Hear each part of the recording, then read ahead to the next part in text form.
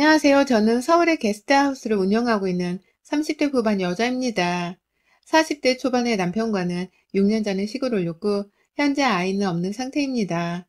둘 다 아이를 무척 가지고 싶어 했지만 이제는 둘 다 나이가 있기 때문에 현실적으로 어려울지도 모른다는 생각에 거의 포기를 해버린 상태나 마찬가지예요. 시험관 시술도 여러 차례 해봤었지만 모두 다 실패를 했고 그쯤 되니 아이는 우리 운명이 아닌가 싶더라고요.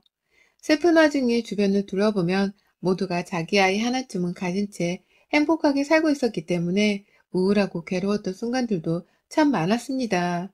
나 혼자 무슨 죄를 지었길래 아이가 없나 싶어서 제 배를 한참 들여다보면서 정신 나간 사람처럼 방 안에 갇혀 지낸 적도 있었네요. 하지만 그런 앞날에 대한 회의감, 아이를 향한 욕심 같은 것들은 코로나가 터지면서 한 방에 정리가 되더라고요. 현실적인 돈 문제 앞에서는 이런 고민, 걱정들이 아주 그냥 아무짝에도 쓸모가 없는 사치가 되었습니다. 제가 운영하는 게스트하우스는 저의 전 직장에서 받은 퇴직금과 부모님으로부터 물려받은 단독주택 하나를 가지고 시작했던 사업이었습니다. 과감했던 저의 첫 사업이자 저의 전 재산이 몰빵된 사업이었어요. 부모님은 아직 정정하게 살아계시지만 관리하기 힘든 단독주택을 버거워하셨고 마침 동네 주변이 중국 관광객들도 많이 몰려온다고 하고 여기저기 상권이 활발히 커지면서 게스트하우스를 운영하는 것에 관심을 두셨었는데요. 본인들이 직접 해보자니 손이 가는 일이 너무 많다는 소리를 듣고는 저한테 바로 넘겨주시더라고요. 알아서 잘 관리를 해보면 살라고 말이죠. 그 바람에 저도 용기를 내서 대학 졸업하고 30이 넘어서까지 열심히 다니던 직장을 때려쳤습니다. 제 젊은 시절을 다 바쳐 일했던 직장이었지만 정말로 큰 용기를 가지고서 사표를 냈었어요. 퇴직금 쏟아부어다가 단독주택 인테리어를 싹 다 해버렸고 방마다 침대 들이고 가구 들이고 정원까지 가꾸면서 제 온 하루를 투자해 만들어낸 게스트하우스였습니다. 당시 남편은 저랑 교제를 하고 있던 남자친구였는데 제가 회사를 그만두고 숙박사업을 하는 과정을 옆에서 다 지켜봤었어요. 남편은 직장을 다니고 있었기 때문에 제가 일하는 시간에 볼 수가 없었지만 주말이면 꼭 저희 숙박에 와서는 완성되어 가는 과정도 지켜보고 잡일도 도와주곤 했습니다. 그냥 우리 부부가 꽁냥거리면서 연애도 하고 일도 했던 의미 있는 공간이었어요. 그런데 코로나로 인해서 그 많은 손님들이 정말 한순간에 끊기더라고요. 사람은커녕 개미새끼 몇 마리만 마당에 기어다니고 있는 상황이었습니다. 제법 돈이 잘 벌린다고 생각을 해오던 참이었는데 갑작스런 바이러스의 출몰로 저는 여간 멘붕에 빠진 게 아니었어요.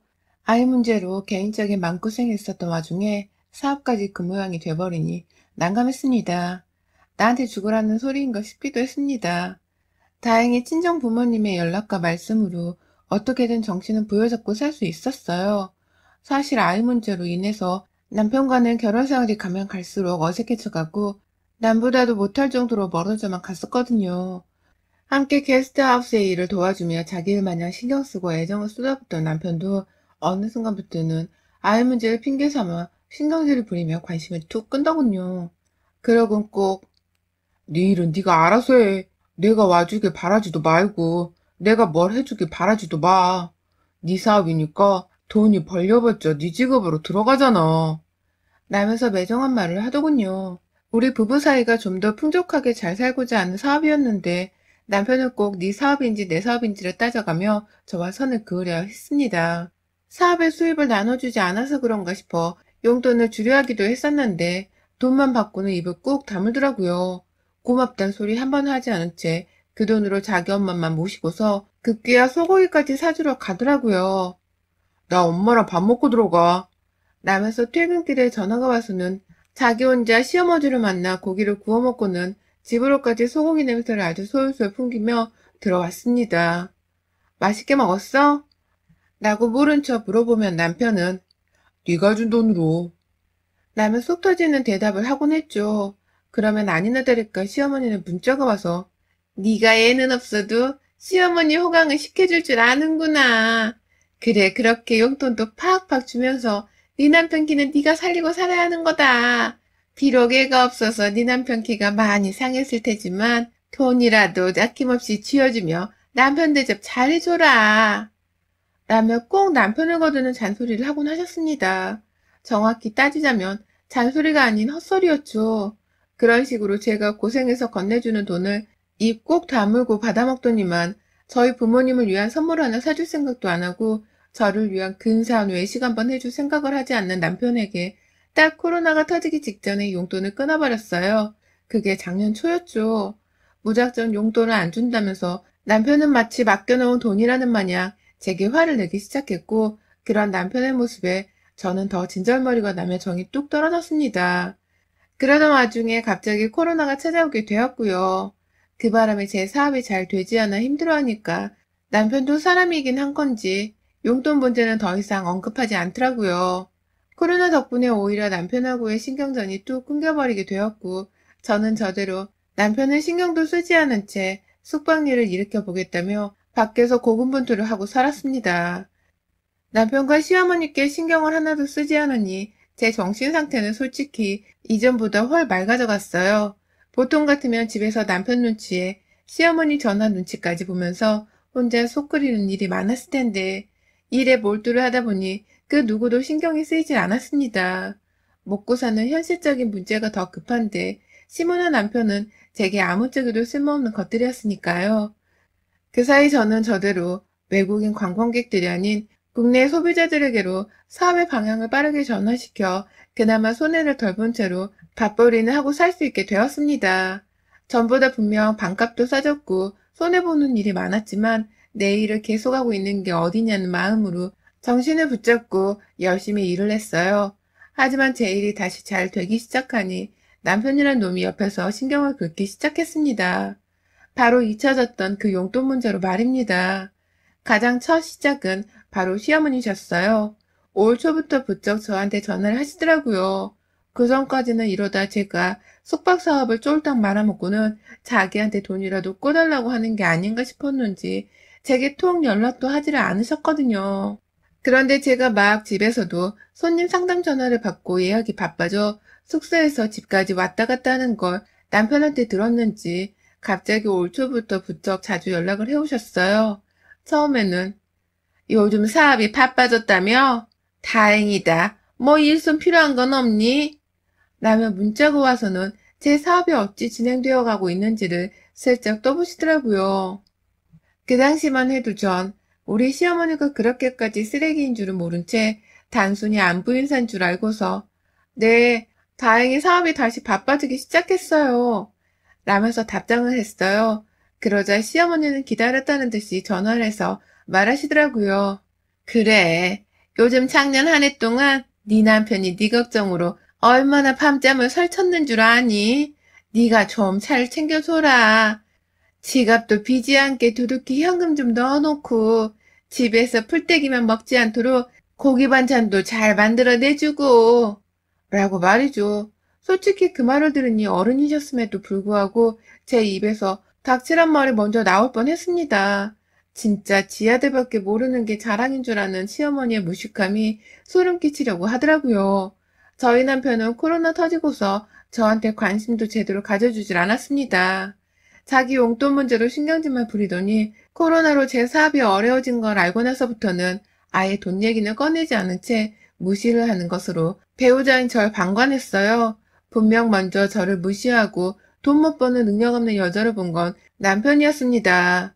일하고 들어오면 보란듯이 자기 혼자 먹을 밥만 차려 식탁 위에서 먹고 있고 때 되면 계절옷을 자기 혼자 사서는 보란듯이 제 앞에서 가격표를 뜯으며 옷을 입어보는 남편이었습니다.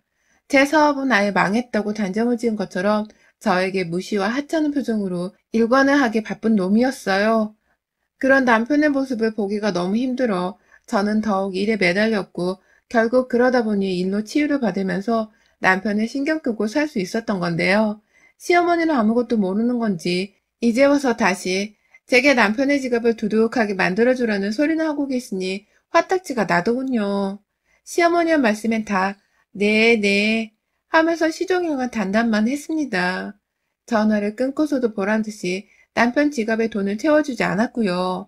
집에서 둘이 살면 필요한 식재료에 공과금 납부, 그리고 하다못해 아파트 관리비까지 전부 다 제가 내고 있었는데 왜 남편이며 시어머니는 제 지갑에서 돈을 빼낼 궁리만 하는지 이해를 할 수 없었습니다. 그러다가 얼마 전 그 이유를 알 수 있었습니다. 저희 시어머니는 최근까지도 지독하리만큼 제게 연락을 해오셨어요. 그가 남편한테 사사건건 제가 용돈을 주는지 안 주는지를 물어봤었는지 저희 집 사정은 다 알고 계시더라고요. 너 아직도 네 남편 용돈은커녕 10원짜리 동전 하나를 안 줬다며? 네가 사람이니 응? 라고 타박을 하시는 어머님 말씀에 해도 해도 너무한다는 원망의 목소리를 내비치며 전화를 끊었습니다. 당장 집으로 가서 남편에게 말했어요. 어머님은 당신은 아직도 용돈이나 받아 쓰는 중딩으로 하는 거야? 아님 내가 당신 지갑 채워줘야 하는 돈줄로 하는 거야? 왜 내 사업으로 번 돈을 당신한테 주라 마라 자꾸 전화가 오냐고. 나면서 급기야 더는 못 참겠다고 화를 내버렸죠. 하지만 이내 보인 남편의 태도가 정말이지 오만정이 다 떨어지게 만들었습니다. 그러는 네가 뭔데? 라고 말하더라고요. 그러니까 남편마저도 저를 사업에서 용돈이나 줘야 하는 바깥 여자, 그 이상도 이하도 아니라고 생각을 하고 있었더라고요. 자기 엄마 편을 들면서 눈 하나 깜빡하지 않고 저에게 질문하는 남편의 말에 다리에 힘이 풀렸습니다. 주저앉아 이혼하자고 내뱉는 제 말에 네가 퍽이나 이혼을 하겠다. 너같이 독한 애가? 라며 코웃음을 끼고 방 안으로 들어가던 남편. 어디서부터 잘못된 건지 정말 하나도 모르겠더라고요. 주구장창 나를 원망하고 무시만 했던 남편을 어떻게 대했어야 내가 좀 더 대우를 받을 수 있을까 싶어서 저를 향한 후회도 막심했습니다. 이 상황이 다 제 탓으로 비롯된 것만 같아 쓸데없는 자책감이 들었어요. 하지만 그 다음날 더 큰 반전이 일어났습니다. 아무 일도 없었다는 듯이 제게 차려주는 아침을 먹고서 출근을 한 남편이 글쎄 시어머니께 전날 있었던 일에 대해 다 말을 했나 보더라고요. 게스트하우스로 청소를 하러 가 있던 제게 불이 나도록 전화가 울려댔어요. 청소일이 너무 바빠서 연락을 받지 못하고 있다가 하도 짜증이 나서 전화를 받았더니만 어머니께서 글쎄 문 열어! 라고 소리를 지르는 게 아니겠어요? 그러고는 글쎄 설마 하며 저희 게스트하우스의 현관문을 열어보니 마당에 시어머니가 계시더라고요. 손님들이 왔다 갔다 해서 대문은 늘 잠금장치 없이 열어놓는 편이었는데 그 문 안으로 우리 시어머니가 들어와 계시는 모습에 정말 기겁을 했습니다. 손님들 중 아직 방 안에 계시는 분들도 있었고 이제 막 하나둘 도착을 하는 분들도 많이 계셨는데 어머님이 딱 와서는 곧 난장판이라도 일으킬 자세로 저를 째려보시니 겁이 덜컥 났어요. 어머님, 여기는 어떻게? 지금 일하는 중이라 이렇게 와 계시면 안 돼요. 근처 카페가 있으니 잠시 들어가 계셔도 좋을. 라며 사정을 하며 얘기를 하는데 어머님이 제 말을 끊으셨어요. 그리고는 그 주변이 다 조용하고 운치 있는 카페로 가득한 동네였는데 소리를 질러대기 시작했습니다. 네가 내 아들한테 이혼 통보를 했다고? 너까짓게 내 아들한테 먼저 이혼 요구를? 사업 망할 뻔한 년을 옆에서 지켜주고 든든한 치아비 노릇을 했더니만 이제 와서 네 사업 다시 살아났다고 헤어지자는 거야? 이거 완전 숯바른 년이네. 너한테 필요 없다고 이제 와서 네 남편이랑 헤어지겠다 해? 간이 배 밖으로 튀어나와도 유분수지. 어디 감히 손님 뒤치다거리나 하는 애가 내 아들한테 이혼을 요구해. 라면서 대충 제가 자기 아들한테 먼저 이혼하자고 요구를 한 곳에 앙심을 품고서 찾아오셨더라고요. 내 남편이 언제 제 옆에서 든든한 남편 역을 해줬는지 기억도 안 나지만 저를 찾아와 제 아들의 남편이 어딨냐면서 자기 아들을 두둔하기에만 급급했습니다. 제가 아무리 진정하라 용을 쓰고 애를 써도 제 말은 귓등으로 듣지라 하는 채 마당에서 계속 소란을 피워댔어요. 지방에서 잠시 올라와 계셨던 한 40대 남자 손님께서는 무슨 일이냐며 놀래 마당으로 뛰쳐나오셨고 결국 저는 손님들께 방해가 될까봐 급히 시어머니를 모시고 게스트하우스 안으로 들어왔습니다. 안으로 들여보내면 적어도 소리는 안 지른 채 제 앞에서 대화를 해보려 하실 것 같았거든요. 남편한테는 문자를 보내니 네가 알아서 해결해. 너가 이혼하자고 해서 이렇게 된 거잖아. 라면 자기 엄마 일에 아예 나몰라라 하더라고요. 자기 부인 사업장이 자기 엄마 때문에 난리가 났는데도 남일인 마냥 모른 척을 했어요. 그러니 저도 사람인지라 화가 나기 시작했습니다. 모자지간에 해도 정말 너무하더라고요. 제가 사업이 힘들 때는 쳐다도 보지 않고 연락조차 하지를 않더니만 사업이 좀 나아진다 싶으니 또 용돈을 달라고 난리고 급기야 자기 아들한테 이혼 통보를 했다고 난리부르스를 떠는 꼴이라니. 게다가 자기 아들이 지아비 노릇을 잘한 줄로만 알고 있는 시어머니의 말씀이 생각을 할수록 열불이 났습니다. 문제는 시어머니가 쉽사리 제 게스트하우스로 나갈 생각을 하질 않으셨다는 겁니다. 자기 아들한테 이혼말을 먼저 꺼낸 것을 취소하고 당장 무릎이라도 꿇고 사과를 하라고 말하면서 말이죠. 급기야 자기 아들한테 올 때 미리 연락을 해놨기 때문에 지금 회사도 반차를 내고 저희 게스트하우스로 오는 중이라고 하는 겁니다. 아까는 분명 자기 엄마에 대해서 깜깜무소식이라는 듯이 모른 척하고 대수롭지 않아 했던 남편이 지금 저한테로 오는 중이라고 말이죠.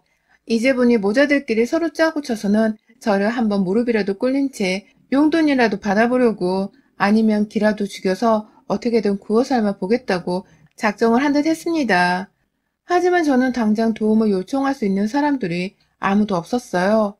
그러다 아까 마당에서 마주했던 40대 손님께서 멀찌감치서 저를 조용히 부르더라고요. 호들갑을 떨며 화를 내는 시어머니를 내버려둔 채 급하게 손님께로 달려나갔습니다. 그러자 손님은 내가 얘기를 계속해서 들어봤는데 사장님 괜찮아요? 라면서 저를 걱정해 주셨어요. 순간 그 말씀에 저도 모르게 울컥한 나머지 죄송합니다. 집안일인데 여기까지 끌고 와서 라며 눈물을 훔쳤고 급기야 손님께서는 경찰을 불러서 영업방해로 고소라도 하라며 정신을 차리라고 하시더라고요. 그리고 그 순간 현관 밖에서는 남편이 도착을 했습니다. 정말 손님 말씀이 맞았어요. 내가 지금 시어머니와 남편한테서 이런 취급을 받고 있느니 당장 경찰이라도 불러서 저것들을 싹 다 내쫓아 홍군형을 내줘야겠다 싶더라고요. 겁을 먹고 있다가 뒤늦게야 손님 말씀에 정신을 차린 겁니다. 저는 바로 손님께 불러주세요 라는 한마디를 남긴 채 남편을 게스트하우스 거실 안으로 들였어요. 핸드폰 녹취를 하면서 저는 몇 번이고 두 사람에게 여기서 나가주세요. 손님들 오셔야 하고 아직 계시는 손님들도 있어요. 저 혼자 청소해야 해서 시간이 없어요. 라며 몇 번이고 말씀을 드렸습니다. 녹음을 신경 쓰면서 최대한 제 화를 가라앉힌 채 영업이 방해된다는 말도 아끼질 않았네요. 아니나 다를까 시어머니는 제 영업에 관심이 없다며 나가기를 거부했고 급기야 저는 바깥에서 경찰로 추정되는 사람들이 대문을 열고 들어오는 소리가 들리는 그 순간 그리고 밖에 있던 손님이 여기에요 라면서 경찰을 향해 외치던 그 순간 이때밖에 없다면서 무작정 시어머니께로 달려들었습니다. 나가라고 몇 번을 말해 라면서 소파에 앉아 상견 행사를 하고 있는 시어머니의 머리를 옆에 있던 남편에게로 확 박치기를 해버렸어요. 며느리의 돌발 행동에 저희 시어머니는 손쓸 새도 없이 자기 아들과 머리가 박치기 되는 어처구니 없는 짓을 당했고 이내 아프다며 곡소리를 내는 와중에 제 손에 뺨을 맞으셨습니다. 게스트하우스 청소를 하느라 굳은 살이 박힐 대로 박혔던 제 손에 시어머니는 아주 그냥 통쾌할 정도로 거칠게 뺨을 얻어맞으신 거죠. 그 와중에 남편은 제가 미친년이라며 저를 한 대라도 때리려고 손을 들이밀었는데 그 순간 밖에서 경찰이 그만하라며 소리를 지른 채 남편을 제압했어요. 두 사람은 바로 경찰서로 연행이 되었습니다. 남의 업장에서 방해를 한 이유로 저는 합의 없이 두 사람을 고소하기에 이르렀고요. 두 사람을 난동죄로 고소함과 동시에 이참에 더는 못 살겠다면서 남편과 시어머니께 이혼소송과 위자료 청구소송을 걸어버렸습니다. 제 이혼에 책임이 없잖아 있는 시어머니께도 남편과 마찬가지로 정신적 피해에 대한 위자료 청구를 했고요. 남편에게는 그간 소홀하고 무심했던 결혼 생활의 책임을 물어 이혼 유책자로 소송을 걸어버렸죠. 시어머니와의 마찰에서도 나몰라라 하며 무시하려 했던 남편이 보낸 문자를 죄다 증거로 제출을 해버렸습니다. 솔직히 따지려고 들면 따질 수 있는 증거가 수도 없이 많았고 제가 그동안 책임지고 내던 생활비의 공과금까지도 모조리 다 받아내겠다면서 재산분할 소송까지 걸어버렸어요. 가진 거라고는 쥐뿔도 없던 남편은 졸지에 이혼하면서 그간에 저한테 받아온 혜택까지도 모조리 다 토해내야 하는 최악의 상황을 마주했습니다. 그런 남편은 아니나 다를까 물에 빠진 생쥐마냥 겁에 질려서는 내가 당신 사업 힘들 때에도 이혼 얘기 안 꺼내고 함께 있어줬잖아. 그런데 이렇게까지 해야 해? 이혼은 다시 생각해보자. 이젠 내가 당신 일도 도우면서 잘할게. 라면서 입에 발린 소리를 씹으렸습니다. 그리고 저는 그런 남편의 말이 다 거짓부렁이라는 거 너무나 잘 안다면서 사업이 힘들 때 이혼 얘기는 안 꺼내야 하는 게 정상인 거야. 너처럼 생색내면 안 되는 거라고 이 자식아. 라며 칼같이 합의를 거절했습니다. 결국 남편은 저하고 이혼을 하게 되었어요. 결혼 생활 6년 동안의 대가치고는 너무나도 작은 3,500만 원의 위자료를 받았고 시어머니로부터는 이혼을 하게 만든 정신적 피해보상과 더불어 영업방해죄 벌금까지 합해서는 1,300만 원의 위자료를 받았고요. 제가 가지고 있는 게스트하우스 주택을 팔기만 해도 지금 당장 돈 10억은 우습게 받을 수 있는데 두 모자한데 합쳐서 돈 5천만 원도 안 되는 위자료를 받아 좀 허탈하더라고요. 그래도 그 집구석 사람들한테는 이 돈이 어마무시하게 큰 돈이라는 거 잘 알아서인지 판결이 그 누구보다도 기뻤네요. 어디 한번 보란 듯이 이 위자료를 가지고서 맛난 엿이라도 사 먹으며 앞으로는 제 행복을 찾아 열심히 살 겁니다. 남편이나 시모처럼 제 노력과 삶을 무시하려 드는 것들이랑은 철벽을 치고 살 거예요. 여러분의 생각은 댓글로 남겨주세요. 오늘도 시청해주셔서 정말 감사합니다.